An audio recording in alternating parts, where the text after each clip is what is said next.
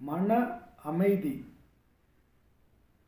அது எப்போது கிடைக்கும் என்றால், இந்த மனதில் இருக்கக்கூடிய கவலைகள் அது எப்பொழுது ஓய்கின்றதோ அப்பொழுதுதான் அந்த மன அமைதி கிடைக்கும். அந்த மன அமைதிக்காகத்தான் நம் வாழ்க்கையில் இத்தனை போராட்டங்களும், குடும்பத்திலும் வேலை பார்க்கும் இடத்திலும் சுற்றியுள்ள இடத்திலும் நம்முடைய மன அமைதியை குலைத்து நம்மை மனக்கவலை செய்யுமாறு பல நிகழ்வுகள் நடக்கும். அதையெல்லாம் தாண்டி அந்த மனக்கவலையிலிருந்து விடுபட வேண்டுமென்றால் அது இறைவனை நாம் வணங்குவதால் மட்டும்தான் முடியும். அப்படி மிகவும் பாரமாக இருக்கக்கூடிய நம்முடைய மனக்கவலையை நீக்கி நமக்கு ஆறுதலை தரக்கூடிய ஒரு பதிவை தான் நாம் பார்க்கவிருக்கின்றோம். எப்பொழுதெல்லாம் என் மனம் கவலையாக இருக்கின்றதோ அப்போதெல்லாம் முருகப்பெருமானை நினைத்து இந்த பாடலை படிக்கத் தொடங்கி விடுவேன். இந்த பாடலில் என்னுடைய கவலையை மட்டும் சொல்வதாக இல்லை, கவலைக்கு காரணமான 2 விஷயங்களையும் கூறி அவைகள் இல்லாமல் இருந்தால் மனக்கவலையின்றி இருக்கலாம் என்பதையும் இந்த பாடல் தெளிவுபடுத்துகின்றது. அதையும் நாமே முருகப்பெருமானிடம் விரும்பி கேட்டு, இப்படியெல்லாம் இல்லாமல் நான் நடந்து கொண்டு மனக்கவலை இல்லாமல் மகிழ்ச்சியோடு இருக்க வேண்டும் என்று நாம் முருகப்பெருமானை வணங்கும் விதமாக ஒரு அற்புதமான ஒரு பாடல். அதை படித்தாலே உங்கள் மனக்கவலைகள் அனைத்தும் நீங்கும். பழனிமலை முருகனை நினைத்து எழுதப்பட்ட ஒரு அற்புதமான பாடல். அதன் முதல் வரியே மனக்கவலை என்றுதான் ஆரம்பிக்கும். ஒரு சிலருக்கு அது என்ன பாடல் என்று புரிந்திருக்கும், மற்றவர்களுக்காக சொல்கின்றேன். முதல் வரியே மனக்கவலை ஏதுமின்றி. நான் இந்த உலகத்தில் மாயைகள் மாட்டிக்கொண்டு தினமும் அல்லற்பட்டு மனக்கவலையில் மாட்டிக்கொள்கின்றேன். அப்படி அந்த மனக்கவலையோடு தான் நம்ம போய் அந்த இறைவனையே துதிக்கிறோம். நம்ம போய் இறைவனை வணங்க போகிறோம், அந்த கோயிலுக்கு போகிறோன்னா அங்கே போய் நம்ம இறைவனுடைய அந்த அற்புதமான அந்த தரிசனத்தை நம்மளால் அனுபவிக்க முடியல, அந்த ஆனந்தத்தை அனுபவிக்க முடியல. அங்கே கூட இந்த மனக்கவலையினால் அங்கே போய் நம்ம புலம்புறோம், முறையிடுறோம். அந்த இறைவனை நம்ம அங்கே தரிசித்து அந்த இறைவனை நம்ம உள்வாங்கி கொண்டு நம்ம மனதுக்குள்ளே அந்த இறைவனை தரிசிக்கக்கூடிய அந்த ஒரு நிலையை நம்மளால் அடைய முடியலை. அந்த அளவிற்கு இந்த மனக்கவலைகள் நமக்கு தொல்லையாக இருக்கின்றது. அப்படிப்பட்ட மனக்கவலை ஏதுமின்றி உனக்கடிமையே புரிந்து, இந்த மனக்கவலையெல்லாம் இல்லாமல் உனக்கு அடிமை புரிந்து, அதாவது உனக்கு தொண்டாற்றக்கூடிய அந்த அற்புதமான பாக்கியம், அந்த பணியை செய்யக்கூடிய அந்த அற்புதமான பாக்கியம். இந்த நிமிஷத்தில் நீங்கள் பார்த்தீங்கன்னா எவ்வளவோ மனக்கவலைகள் எனக்குள்ளே இருந்தாலும் முருகப்பெருமானுக்குரிய அந்த திருப்புகளை பற்றி நான் பேசுகின்றேன் என்பதே என்னுடைய முகத்தில் ஒரு உற்சாகத்தையும் ஆனந்தத்தையும் கொடுக்கின்றது. எனவே அந்த முருகப்பெருமானுக்கு தொண்டாற்றுவதில் என்னுடைய மனக்கவலைகள் அனைத்து போகின்றது.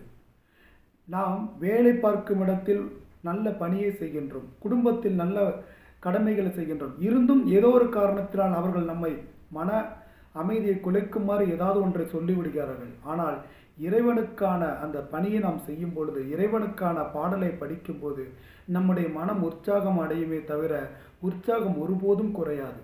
எனவே மனக்கவலை ஏதுமின்றி உனக்கடிமையே புரிந்து வகைக்கு மனு நூல் விதங்கள் தவறாதே. அதாவது நமக்கு விதிக்கப்பட்டிருக்கக்கூடிய அந்த மனு நூல்கள் என்று சொல்லக்கூடிய அந்த நீதி நூல்கள், அந்த நீதி நூல்கள் தவறாமல் முருகப்பெருமானை நாம் முருகப்பெருமானுக்கு தொண்டாற்ற வேண்டும். அப்படி தொண்டாற்றும் போது மனக்கவலையின்றி தொண்டாற்ற வேண்டும் என்று முருகப்பெருமானை கேட்கும் விதமாக வருகின்றது. மேலும் வகைப்படி மனோரதங்கள் தொகைப்படியினால் இலங்கி, வகைப்படி மனோரதங்கள் நல்ல முறையில் நாம் மனதில் எண்ணிய அந்த விஷயங்கள் எல்லாம் நடந்தால் நம் மனம் மகிழ்ச்சியாக இருக்கும் அல்லவா. நல்ல எண்ணங்கள், நல்ல எண்ணங்களை நாம் நினைத்து அந்த நல்ல எண்ணங்கள் நடந்தால் நம்முடைய மனம் மகிழ்ச்சியாக இருக்கும் அல்லவா. அப்படி நாம் நினைத்த முறையில் நம் விரும்பிய எண்ணங்கள் நல்ல முறையில் அமைந்து வகைப்படி மனோரதங்கள் தொகைப்படியினால் இலங்கி மயக்கமுற வேதமும் கொள் பொருள் நாடி. மயக்கமுற வேதமும் கொள் என்றால் மயக்கம் சிறிதும் இன்றி, அதாவது சந்தேகம் சிறிதும் இன்றி அந்த வேதத்தினுடைய பொருளை நாடி, அந்த வேதத்தினுடைய பொருளை ஆராய்ந்து கற்று, வினைக்குரிய பாதகங்கள் துகைத்து வகையால் நினைந்து, நாம் வினையை கொடுக்கக்கூடிய அந்த பாவ செயல்களை துகைத்து அவைகளை நாம் அறவே அகற்றி, வினைக்குரிய பாதகங்கள் துகைத்து வகையால் நினைந்து, அந்த வினையை கொடுக்கக்கூடிய பாவச் செயல்களை நாம் அறவே அகற்றி, உவகையால் நினைந்து முருகப்பெருமானை ஆனந்தத்துடன் தியானித்து, முருகப்பெருமான் முன்னாடி நின்று கவலையோடு அவரை நினைக்கிறதுக்கும், முருகப்பெருமானை இப்போ நான் பாருங்கள், அந்த ஆனந்தத்தோடு அந்த முருகப்பெருமானுடைய அருளை பற்றி நினைக்கிறதுக்கும் இரண்டுக்கும் வித்தியாசம் இருக்குது. அப்படி முருகப்பெருமானை உவகையால் நினைப்பதற்கும் மிகுத்த பொருள் ஆகமங்கள் முறையாலே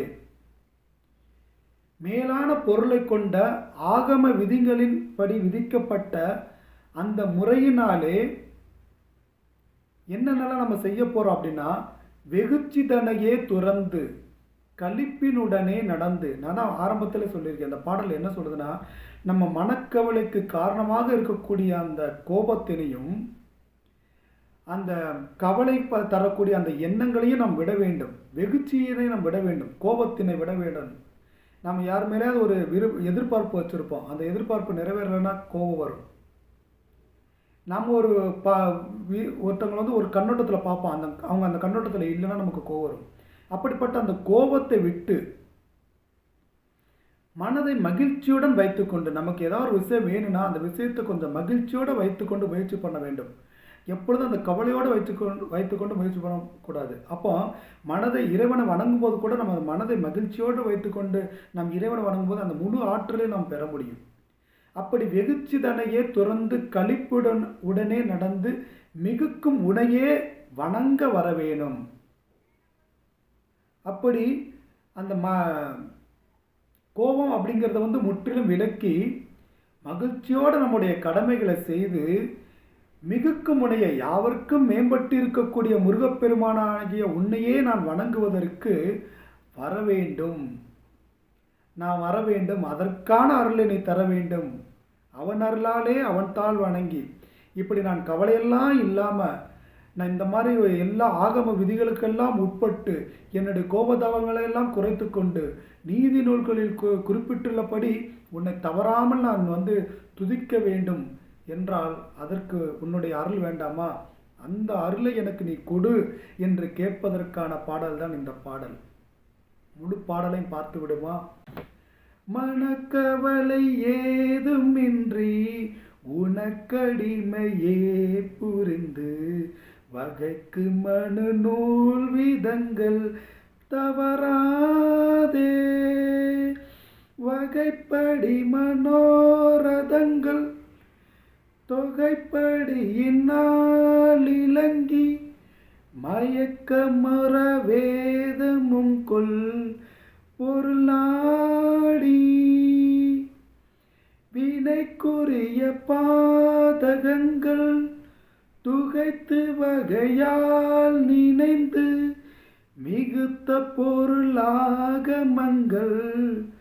முறையாலே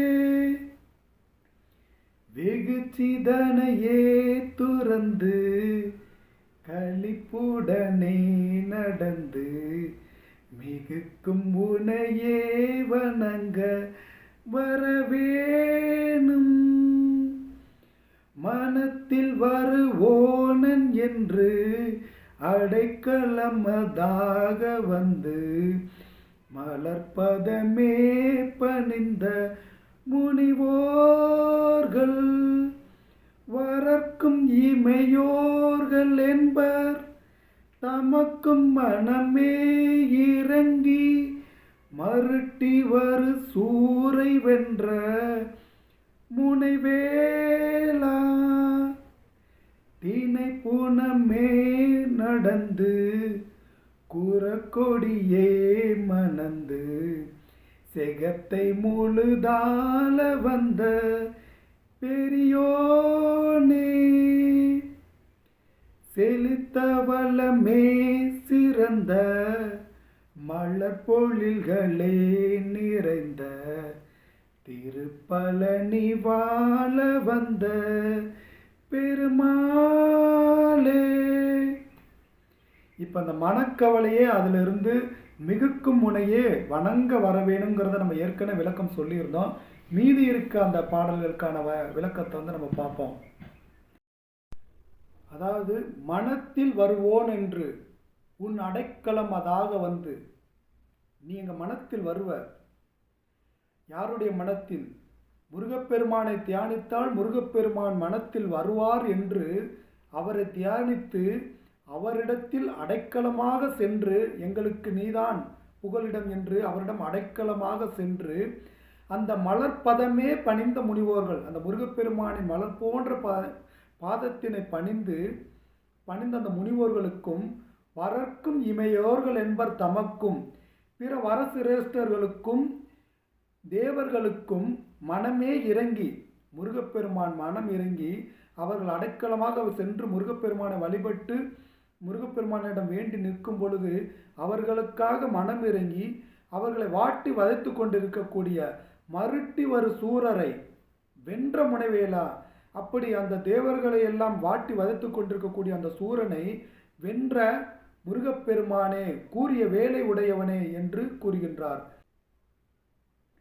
தினைப்புணமுனே நடந்து குறக்கொடியை மணந்து என்றால், தினைப்புணத்துக்கு முன்னொரு நாள் நடந்து சென்று அங்கு குறவர்களின் கொடியாக இருக்கக்கூடிய வள்ளியம்மையை மனம் செய்து, தினைப்புணத்தை காவல் காத்து கொண்டிருக்கக்கூடிய வள்ளியை விரும்பி அங்கு சென்று அந்த வள்ளியை பின்னாளில் மணந்து கொண்டு, செகத்தை முழுது ஆள வந்த பெரியோனே, இந்த செகத்தையே ஆள வந்த அந்த பெரியோனாக இருக்கக்கூடியவரை, எல்லோருக்கும் பெரியவரே, எல்லா கடவுள்களுக்கும் பெரியவரே என்று கூறுகின்றார்.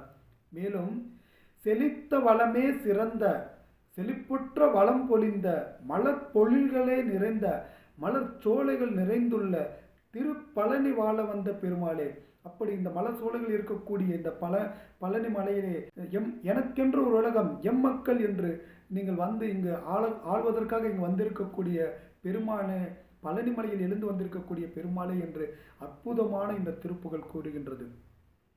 உண்மையிலே மனக்கவலைகள் போகும் இந்த திருப்புகளை படித்தால். மேலும் இந்த திருப்புகளில் கூறியுள்ளது போல வேத ஆகம விதிகளை நாம் கற்றுக்கொண்டு நாம் முருகப்பெருமானின் அருளால் தான் நம்ம அதை கற்றுக்கொள்ள முடியும். அப்படி முருகப்பெருமானின் அருளால் அந்த வேத ஆகம விதிகளை எல்லாம் கற்றுக்கொண்டு முருகப்பெருமானை பூஜித்து தியானித்து நம்முடைய கோபத்தினை விட்டு மனதை மகிழ்ச்சியோடு வைத்துக்கொண்டு நம்முடைய கடமைகளை செய்து இறைவனுக்கு நாம் தொண்டாற்றினால் இந்த மனக்கவலையெல்லாம் நிச்சயம் போகும். நம் வாழ்க்கையில் அடுத்தடுத்து முன்னேற்றம் வரும்.